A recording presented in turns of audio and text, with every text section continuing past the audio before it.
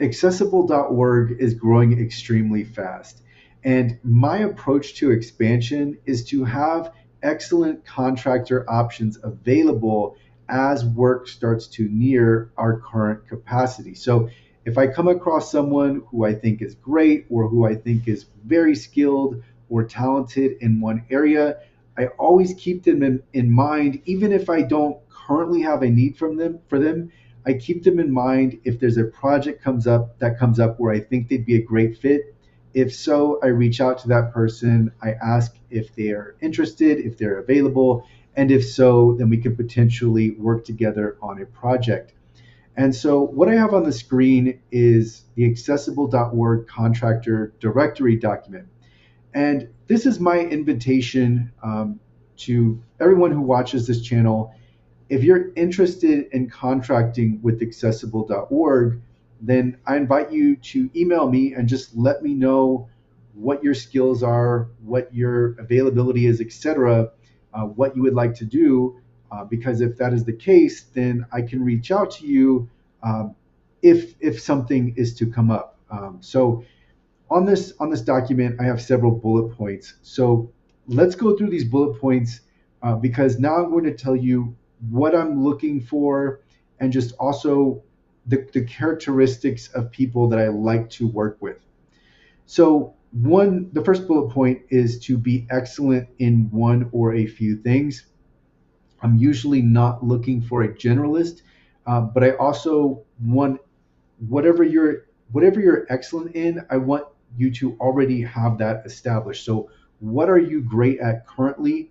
And what along with that, what do you actually want to do? Because I like to work with people who are doing exactly what they want to do. And you can't be a work in progress when you work with me. You have to be able to fulfill professional services. So you can't be trying to be great at something. You have to already have arrived at that point. And then obviously excellent quality services, deliverables, etc. That is a prerequisite. You must be able to deliver excellent quality. If you can't, I can't work with you. And then along with this, I added one more sub bullet point is self-awareness. So you need to be aware of what you can and cannot do. That's really going to help when I'm working with you because then you can tell me like, look, I can't do this. And we don't have to find that out later. Keep in mind that even if I'm potentially working with you or I might work with you, I'm likely going to put you to the test, or you're going to have to go through a process to where I know that you can actually fulfill the services. So even if I'm contracting with you, your work is being checked before it ever goes out as a deliverable. If your work is checked and is flawed, then that's going to end any potential future contracting. Also, if you have a unique specialization, I'm completely open to offering services that I don't currently offer. What if there's something that you think would be marketable, would be desirable, then I just need you to simply demonstrate value, and again, the ability to fulfill that fulfill that service with an excellent, fulfill the services and have them be excellent quality. Also, if you have this is goes along with just being open. Like keep in mind that it's not one thing that you need to. It's not one specific thing. So it's not necessarily that you have to be an auditor. You don't have to be a user tester. There are different ways to work with me, and one of those is that obviously, if you're sending business my way, or you have the ability to send business my way and let people know of the products and services that accessible.org offers, then we can also work together. So one thing to keep in mind is that you can leverage all of the work that I've put into accessible.org and be a part of this growth. So keep in mind that to get to this point with accessible.org, literally years of work on my end have gone into building a reputation, building out the services, building out all of the content. And so now this could potentially be available to you to flow through. And if you flow through, then you're able to leverage all of the upfront work and infrastructure that accessible.org provides so that, again, you can be a part of the growth. And so on this next bullet point, I have show evidence of excellence.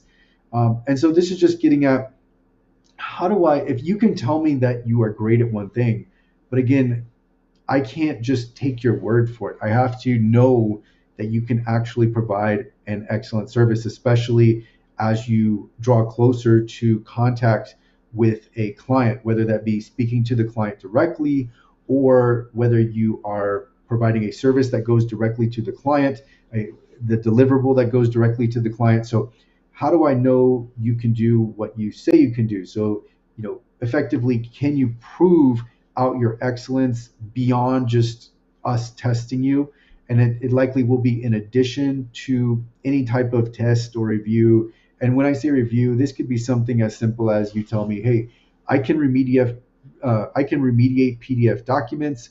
I do an excellent job. Well, if you can, the more evidence you have, that's all the better. We're likely still going to review, but let's just say your resume is just impeccable and you have all of these really, I don't know, great additions to a resume, then that's obviously going to help in showing evidence of excellence. Also, one thing I cannot stand is to, and this happens a lot, is people that will not say what their desired rate is. If you have a desire, like not if you have a desired rate, you have everyone knows they have a price in mind for what they want. Just state the price you want. It makes it so much easier if you do that. And what ends up happening is people will tell me, well, I don't know rate. I'm open to whatever you say. And then I will say a rate, and then they will say, well, that's not what I want. Well, I can't. There can't be a game being played with a rate. You just have to state your rate up front, be confident in it, make it a rate that you are comfortable with, and then we can continue from there. Also, along with the reviews and the testing, you have to be able to stand up to scrutiny, because you have to understand that I will scrutinize you, because obviously this is accessible.org is offering professional accessibility services and products. So you have to be able to back up what you are claiming you can do, because potentially for me, you could end up being in direct contact with a client, and I have to know that the client is always going to have an excellent experience. And that leads to the next bullet point. You have to be pleasant to work with, because you can be great at one thing, but if I can't stand working with you, then I don't want to work with you at all. And so that's just that's just your demeanor and just your personality and working with you. Is it nice to work with you or is it not? I've worked with people that I absolutely cannot stand, and I'm not going to do that anymore. I don't have to do that, and I never had to do it to begin with. But it's not something now. Now, as the founder here, I'm only going to work with people that I genuinely like to work with. And then, so I have here on the next bullet points: be responsive, be on time. This has to be a collaboration where we're in sync. And if you're late, or if you are making me schedule around you, then then we likely won't work together. And sometimes, it's just people that aren't responsive. It just makes it that much more difficult to work with them. Also, be efficient, and this is going to lead to my next few points: be ethical, and or my next point is be ethical. So if you, and I've had this happen, people will tell me that they've worked a certain amount of hours when I can tell that they haven't, or if they have, they're working very inefficiently. If that's the case, I'm also not going to work with you. So I know about how long things take. And if something is taking much, much longer and I'm being billed for that, I'm going to be aware of that. I've worked in accessibility long enough. I know about how long things should take. And so if you are billing more hours than I can tell I'm getting back, then it's not going to work. And it doesn't matter really whether you're being unethical or you're just inefficient. If you're too slow, if it's just if the work, if I'm paying out more than I can really provide a value for the client, if that makes sense. If I'm just paying too much, if the operations are inefficient, I'm not going to continue working with you. And then so another thing that comes up fairly a lot is payment. You have to be. It has to be easy for me to pay you. If it is difficult for me to pay you, then I'll just I won't work with you because I'm spending too much time working on payment. So I would recommend if you're offering contracting services that you set up an account with Stripe, and then you have an invoice that you can send to. Let's say you're working with me, you could send to myself, and then I can easily pay you. If you're telling me to pay you by Zelle or Venmo, I'm not going to do that because I have everything. I All of my payments have to run through my company account. So if you're making it difficult for me to pay you, it will not be long before I we don't work together anymore. I just won't contract with you because again, this has to be, the contractor, us working together has to work for both sides. And for me, efficiency is very, very important. Accessible.org operates on excellent quality products and services and efficiency. And if anything gets in the way of that, then we're not going to work together. That even applies to clients. When clients introduce inefficiency, I will cut the client because I can't work with a bureaucratic process. If something is taking too long, if a client wants me to, let's just say, fill out too many vendor forms or go through this long extended process, which I've been through, both working through accessible.org and otherwise. Sometimes clients have a wall of bureaucratic forms and processes to go through, and it's not worth it at all for me. It's like going through that is just it's going to be time that is taken away, and the margins to me are already low enough to where if hours are going in just to the project setup, then it's just not going to work. It doesn't matter what the total dollar amount is. So going back to this contractor document, if it's difficult to pay, if it just takes a long time to work with you, if there's a lot of setup and unnecessary time involved, then it's not going to work out.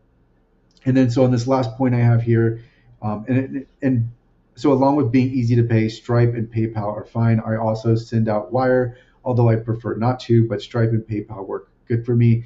And then I also have here services. So right now, PDF remediation is coming up more and more, as is user testing. So if you offer these services, these are two that I could potentially be interested in. As I said, right now, I have everything in place to fulfill client work.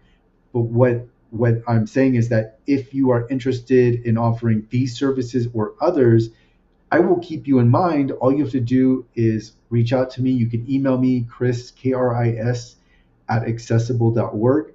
And it's as simple as letting me know what you can do and then trying to incorporate as many of these bullet points as possible and letting me know that, like, yes, I would like to contract with you. Here's how I think I can help, etc. You can send me a resume. You don't necessarily have to. There's no certifications required. It's not that they work against you. It's just that they in fact they can help you, but it's not like I'm specifically looking for an official documentation or one thing. I'm looking to see whether or not I think you can add value to the accessible.org operations. And if you can, then I think we could potentially work together. And so I wanted to put this together and invite anybody who is in accessibility and who I think it will work the best if you specialize in one thing or a few things and you let me know what those are, because then I can recall that you are in the directory, and that's what I do. It's just like it's a mental directory with me where I keep people in mind. As I've talked to more and more people, I have reached out to people months after the fact, and sometimes they don't even know that I'm keeping them in mind for potentially working with them in the future, but I'm always looking to work with great people, even people that aren't even inside of accessibility, even with no experience in accessibility.